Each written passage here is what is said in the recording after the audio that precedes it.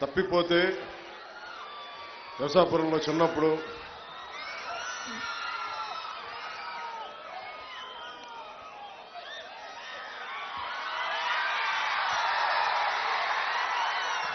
ఒంగోలు నుంచి మొగల్తూరు వెళ్ళడానికి ఇక్కడ బస్ స్టాండ్లో అయితే తప్పిపోయా.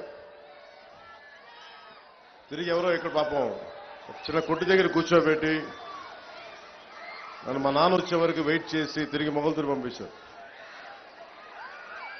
ఎప్పుడు కూడా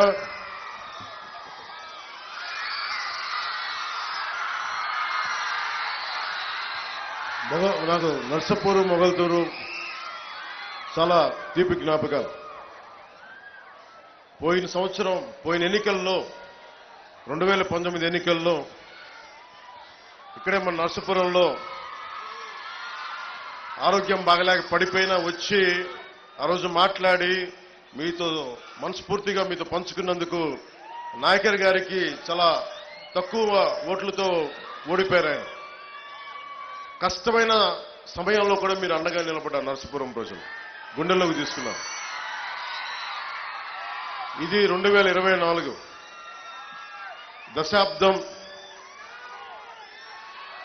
దశాబ్దం కష్టాల మధ్య పెరిగింది పార్టీ, జనసేన పార్టీ. చాలా ఒడిదుడుకులు ఎదుర్కొని 2.5-3 ఎకరాలకు ఎంత చిన్న కమితా ఉండేది మొగల్తూరులో. అలాంటి కుటుంబాల నుంచి వచ్చిన వాడిని. నాలాంటి వాడికి గుండాగర్ది, డబ్బు బలుపు, దోపిడీ వ్యవహారాలతోటి ఉండే జగన్ పార్టీతో ఎదుర్కోవాలంటే ఎంత సత్తా కావాలో తెలుసుకోండి.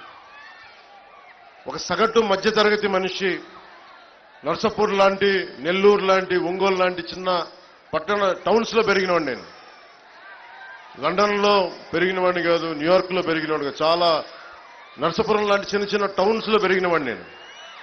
సో నాకు ప్రతి మనిషి కష్టాలు తెలుసు. నాకు నర్సాపురం గురించి చెప్పాలంటే అన్నయ్య మెగాస్టార్ చిరంజీవి గారు వైఎన్ కాలేజ్లో ఆయన ఎన్సీసీ క్యాడెట్ గా ఉన్నప్పుడు ఆయన రోయింగ్ బోర్డ్ క్యాప్టెన్, ఆయన ఎన్సీసీ క్యాప్టెన్, ఆయన ఎన్సీసీ క్యాడెట్స్ కాలేజ్ క్యాప్టెన్. ఆయన నరసాపురంలో బోట్లు నడిపిన ఫోటోలు, ఇందిరాగాంధీ గారి ముందు నేవల్ ఎన్సీసీ పెరేడ్ అప్పుడు ఆయన ఆంధ్రప్రదేశ్ ని ఆ రోజున రిప్రజెంట్ చేశారు, ఎన్సీసీ క్యాడెట్స్ గ్రూప్ ని. ఆ రోజున ఆ జ్ఞాపకాలు నాకు నరసాపురం అంటే.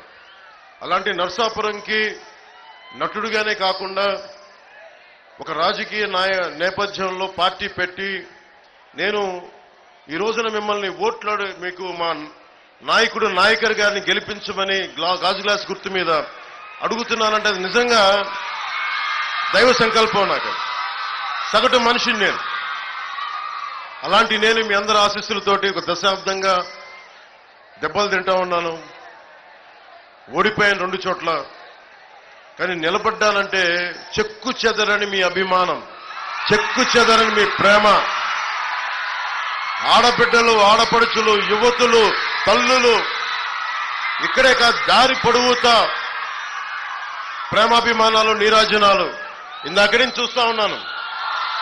ఆ పక్క నుంచి సభ జరుగుతున్నంతసేపు, నుంచున్నంతసేపు దాదాపు అరగంట సేపు హారతులు పడుతూనే ఉన్నారు. మా ఆడపడుచులకి, మా అక్క చెల్లెళ్ళకి, యువతులకి కృతజ్ఞత అభివందనాలు. ఈ ఎన్నికలు చాలా కీలకమైనవి. మీరు ఊహించుకుంటే 2019లో వచ్చాం. ఈరోజు కాలం గిర్రం తిరిగిపోయింది. మీ భవిష్యత్తు కావాలి. మీ భవిష్యత్తు కోసం నిలబడి ఉన్నాం.